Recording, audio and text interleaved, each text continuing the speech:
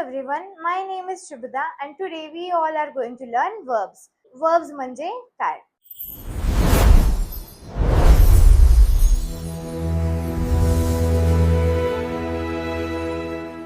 Verbs म्हणजेच क्रिया, जसं की उठणे, बसणे, खेळणे, बोलणे, पळणे. या सर्व क्रियांना जी इंग्लिश मध्ये नावं दिलेली आहेत त्यांनाच आपण म्हणतो verbs. So verbs are the action words. Action words, क्रियेला दिलेलं नाव म्हणजेच वर्ब आहे. तर वर्ब्स खूप इम्पॉर्टंट असतात. याने तुम्ही क्रिया चालू आहे, क्रिया झालेली आहे किंवा क्रिया घडेल हे तुम्हाला समजू शकतं.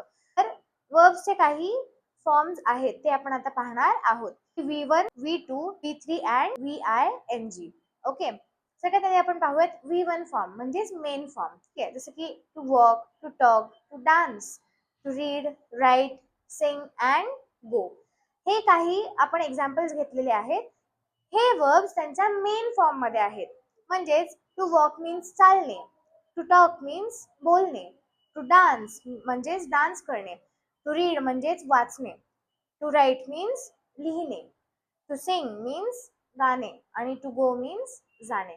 जेव्हा आपण या वर्ब फॉर्म्सला त्यांच्या पास्ट फॉर्म मध्ये कन्वर्ट करतो, जसं की वॉकचं वॉक झालेलं आहे, ईडी लागलेला आहे पाठीमागे, टॉकचं टॉक झालेलं आहे, डान्सचं डान्स झालेलं आहे, तेव्हा हे पास्ट फॉर्मचे वर्ब्स जे असतात त्यांनाच आपण V2 म्हणतो.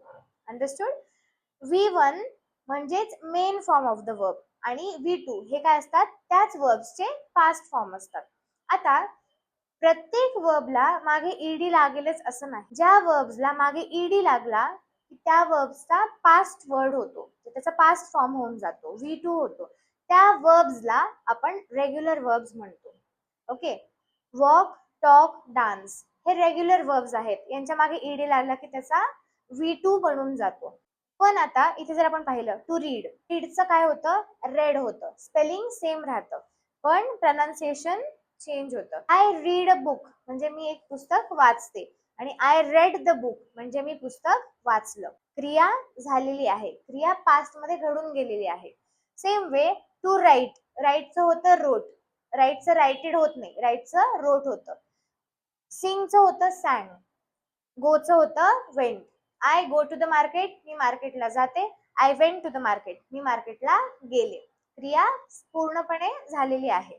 अशा टाईपच्या वर्ब्सलाच आपण म्हणतो इररेग्युलर वर्ब्स, ज्यांच्या मागे ईडी लागत नाही पास्ट मध्ये कन्वर्ट करताना. त्यांचं एकतर स्पेलिंग चेंज होतं किंवा त्यांचं सेमच राहतं स्पेलिंग आणि त्याचं प्रोनाउन्सिएशन फक्त चेंज होऊन जातं. Coming back to V3. V3 आहे, V3 ला पण सेम आहे. V3 चे पण जे इररेग्युलर वर्ब्स असतात त्यांचं V3 पण तुम्हाला लर्न करावं लागतं. रेग्युलर वर्ब्स आणि इररेग्युलर वर्ब्स मध्ये हेच तुम्हाला लक्षात ठेवायचं आहे की जे इररेग्युलर वर्ब्स आहेत त्यांचं तुम्हाला V2 आणि V3 तुम्हाला लक्षात ठेवावा लागतं. Same way walk, walked, walked and walking. Last form जो आहे तो आहे आपला VING. म्हणजेच वर्ब जेव्हा चालू क्रियामध्ये आहे, वर्ब जेव्हा कंटिन्यू होत आहे तेव्हा आपण काय करतो, त्याच्या पाठीमागे ING लावतो. सेम वे वॉकचं होतं walking, talk becomes talking, dance becomes dancing, read becomes reading, write becomes writing, sing becomes singing, go becomes going.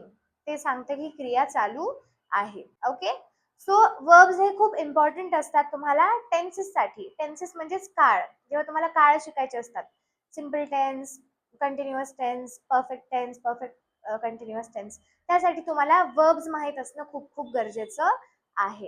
So I hope you understood today's topic very well. आजचं topic तुम्हाला समजलं असेल अशी मी आशा. पुन्हा भेटूयात next व्हिडिओमध्ये. तोपर्यंत बाय बाय, टेक केअर.